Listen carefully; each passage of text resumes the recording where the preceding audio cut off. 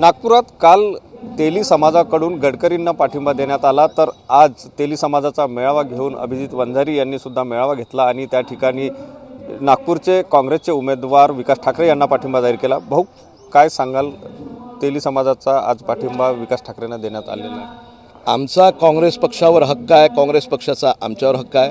काँग्रेस पक्षानं यापूर्वीसुद्धा जवळजवळ 30 लोकांना या राज्यामध्ये वेगवेगळ्या जिल्ह्यातनं आमदारकी, खासदारकी किंवा त्याही खालच्या पातळीवर जिल्हा परिषद, पंचायत समिती, नगरसेवक अशा पद्धतीच्या स्थानिक स्वराज्य संस्थांमध्ये संधी दिलेली आहे आणि म्हणून आमचा हक्कसुद्धा आहे।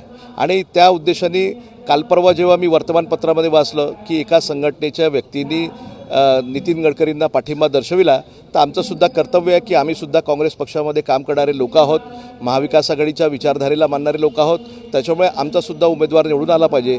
या उद्देशाने आज या ठिकाणी जवाहर विद्यार्थीगृहामध्ये जवळजवळ 500-700 प्रमुख लोकांना आम्ही बोलवलं।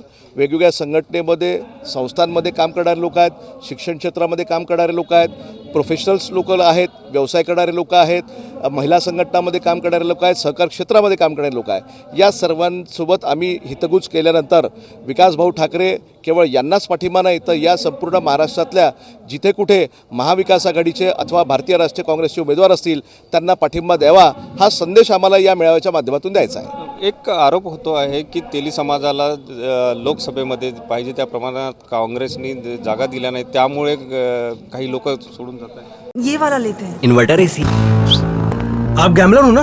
गैम्बलर? जुआ खेलते हो ना? तुम जुआ खेलते हो? अरे नहीं, ये तो कुछ भी बोले जा रहे हैं। इतनी महंगी और नाजुक एसी खरीद कर स्टेबलाइजर नहीं लोगे तो ये जुआ नहीं हुआ तो क्या हुआ? सिर्फ एक फ्लक्चुएशन आपके इन्वर्टर एसी के पार्ट्स को डैमेज कर सकता है। उसे वी गार्ड से सुरक्षित रखिए। V guard, India's number 1 stabiliser.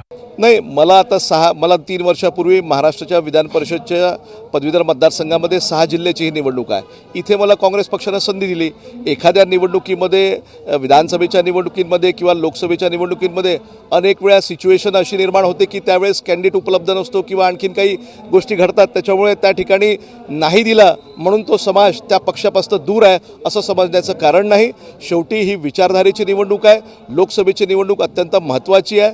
10 वर्षामध्ये ज्या पद्धतीचं राजकारण या देशाने बघितलेलं आहे, त्याच्यामुळे तेली समाज एक अग्रगण्य असणारा समाज आहे आणि या समाजाला पण त्या दृष्टिकोनातून लोकसभेच्या निवडणुकीच्या संदर्भामध्ये विचार करून मतदान करण्याची आवश्यकता आहे आणि म्हणून त्याकरता आम्ही हा मेळावा या ठिकाणी आयोजित केला आहे। तेली समाजात मग 2 गट पडले असं म्हणायचं, एक भाजपला समर्थन देत आहे, एक काँग्रेस नाही। तेली समाजामध्ये काम करणारे भाजपमध्ये कमी लोक आहेत। जरी लोकांचं परसेप्शन तसं असेल तरी ते परसेप्शन खोडून टाकण्यासाठीच आम्ही मेळावा घेतला आहे। हे तसं प्रत्यक्षामध्ये नाही आहे। लोकांचा गैरसमज आहे, बीजेपीचा गैरसमज आहे की आमचा समाज तुमच्यामध्ये म्हणून हा गैरसमज आहे, असं समजण्याचं कारण नाही। मी सांगितलं ना, जवळजवळ आतापर्यंत भारतीय जनता पार्टीने 7 ते 10 लोकांना प्रतिनिधित्व दिलं आणि या उलट आम्ही 30 लोकांना दिलं।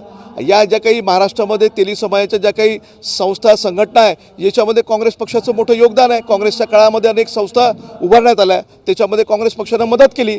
उलट भारतीय जनता पार्टीने तसं काहीच केलं नाही आणि फक्त त्यांचा गवगवा किंवा त्यांचे ते भाषणं देणं, भाषणामध्ये लोकांना कन्व्हिन्स करण्याचा प्रयत्न करणं की हा समाज आमच्याच पाठीशी आणि आम्ही यांच्यासोबत आहे, हे चुकीचं आहे। आणि म्हणून भक्कमपणे काँग्रेस पक्षाच्या पाठीशी, महाविकास आघाडीच्या पाठीशी हा समाज उभा आहे हे दर्शवण्यासाठी या सगळ्या लोकांना या ठिकाणी बोलवलं आहे आणि त्या पद्धतीचं या ठिकाणी आयोजन करण्यात आलं आहे। नक्कीच काँग्रेसच्या सोबतच तेली समाज उभा आहे हे दर्शवण्यासाठी आणि विकास ठाकरे यांना पाठिंबा देण्यासाठी हा मेळावा घेण्यात आला असं अभिजित वंजारी सांगतात। सुनील ढगे, TV9 मराठी, नागपूर।